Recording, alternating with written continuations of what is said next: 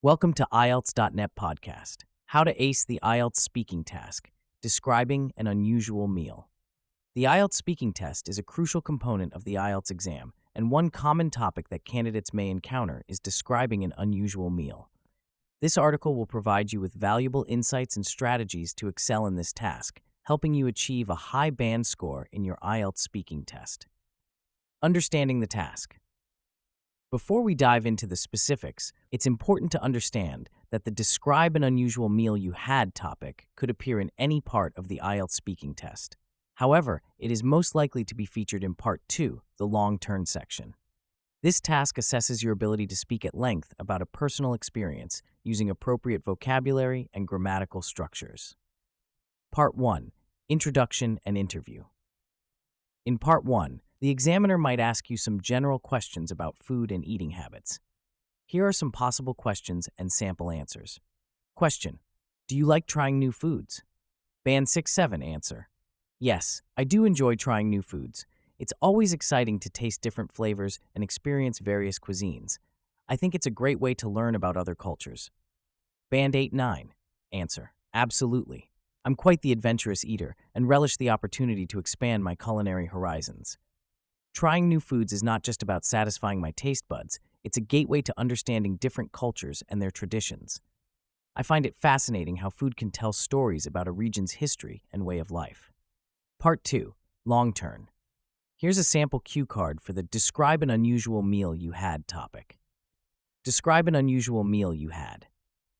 You should say, what the meal was, where you had it, who you were with, and explain why you thought it was unusual. Sample answer, Band 9. I'd like to tell you about an extraordinarily unique meal I had during my trip to Japan last year.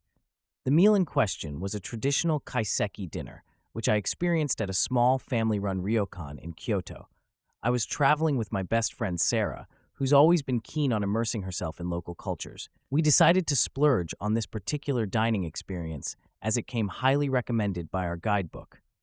What made this meal so unusual was its meticulous presentation and the sheer variety of dishes served.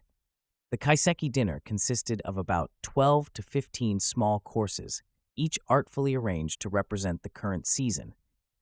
The dishes were served on an array of beautiful ceramic plates, each one seeming like a miniature work of art. One of the most unusual aspects was the inclusion of ingredients I'd never encountered before.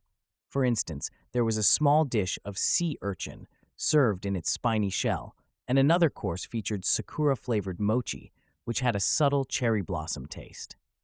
The chef also presented us with a clear soup that had a single cherry blossom floating in it. It was almost too beautiful to eat.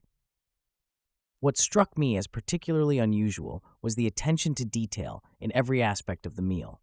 The server explained the significance of each dish, including its ingredients and how they related to the season. It wasn't just about eating, it was a cultural and educational experience. The unusual nature of this meal wasn't just in its unfamiliar ingredients or presentation, but in the entire philosophy behind it. It was a culinary journey that engaged all my senses and gave me a deeper appreciation for Japanese culture and its reverence for nature and seasons. This kaiseki experience was far removed from my usual dining habits, making it truly stand out as an unusual and unforgettable meal. Follow-up questions. How did this unusual meal compare to your regular eating habits? Would you recommend this experience to others? Why or why not? Band 8-9 answers: this kaiseki dinner was worlds apart from my regular eating habits. Normally, I'm accustomed to more casual dining experiences with larger portions and fewer courses. The kaiseki meal was a stark contrast in its formality, precision, and the contemplative approach to eating. It made me realize how rushed and often mindless my usual meals are in comparison. This experience has actually inspired me to be more mindful about what and how I eat, even in my day-to-day life. I would wholeheartedly recommend this experience to others, particularly those who are open-minded about food and interested in culture. It's not just a meal, it's a window into Japanese aesthetics, philosophy, and culinary artistry. However, I would caution that it might not be suitable for picky eaters or those looking for large portions. It's best appreciated by people who view food as an art form and are willing to step out of their comfort zone. The experience can be quite enlightening and might change one's perspective on food and dining altogether. Part 3. Two-way discussion. In this part, the examiner might ask more abstract questions related to unusual meals and food culture. Here are some potential questions and sample answers. Question: how do you think globalization has affected traditional cuisines around the world? Band 6 to 7.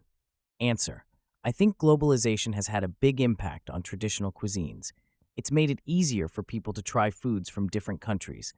This is good because we can experience new tastes, but it might also mean that some traditional dishes are being forgotten. Band 8-9. Answer: globalization has undeniably left its mark on traditional cuisines worldwide, resulting in both positive and negative consequences.